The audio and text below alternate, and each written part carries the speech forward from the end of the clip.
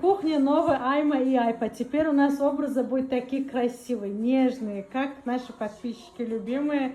Всем хотим благодарить за то, что вы есть, за то, что вы нас любите. Очень приятно. Папа, что-нибудь скажи тоже.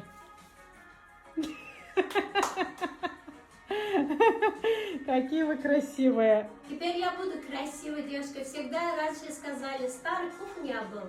Некрасиво, я тоже некрасиво стояла, снимала, а теперь буду каждый день новые красивые вещи буду одевать, буду ходить модно, фартук одену, красиво буду готовить. Все равно шик нашей кухни — это мой папа.